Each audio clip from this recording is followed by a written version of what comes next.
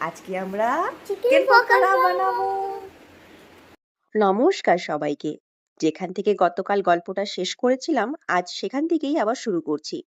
দুপুরে একটু ওষুধ খেয়ে ঘুমিয়ে পড়েছিলাম। আসলে মুখের ভিতর ফাঙ্গাস ইনফেকশন হয়েছে। কিভাবে হলো সেটাই এখনো বুঝে উঠতে পারছি না। ডাক্তারবাবু পর্যন্ত জিজ্ঞেস করছিলেন আমি পান গুটকা বা এই ধরনের কিছু খাই কিনা, অথচ আমি এসব কোনো নেশাই করি না। হঠাৎ করে এমন ইনফেকশন হলো কিভাবে সত্যি জানি না। তবে একটা জিনিস আমি লক্ষ্য করেছি, যখনই অ্যান্টিবায়োটিক খেতে হয় শরীরের এনার্জিটা যেন অনেকটাই কমে যায়। তাই কাল আর দোকান যাওয়াই হলো না। কিছুদিন আগে আমাদের পাড়ার সবাই মিলে একটা পিকনিক হয়েছিল। সেখানে চিকেন পকোড়া বানানো হয়েছিল।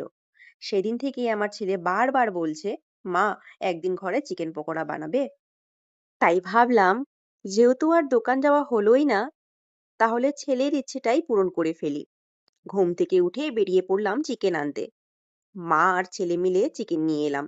তারপর শুরু হলো প্রস্তুতি, মশলা মাখানো, সব গুছিয়ে নেওয়া, আর তারপর চিকেন পকোড়া বানানোর পালা। তবে একটা মজার ব্যাপার কি জানো তো, আমি যখনই রান্নাঘরে যাই আমার ছেলে ঠিক আমার পেছন পেছন ঘোরে, একটার পর একটা প্রশ্ন করে, সবকিছু জানতে চায়। ওর এই কৌতূহলটা আমার খুব ভালো লাগে।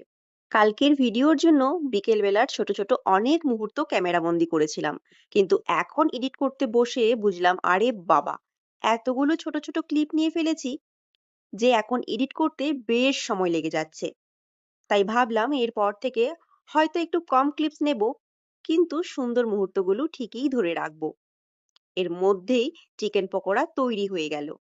ছেলেরও হয়ে গেল বেশ আনন্দ করে খাওয়া দাওয়া। বিকালে আমাদের বাড়িতে হেল্পিং হ্যান্ড কাকিমণি এসেছিল। তাই কাকিমণির হাতে তুলে দিয়ে বললাম, বলো তো কেমন হয়েছে।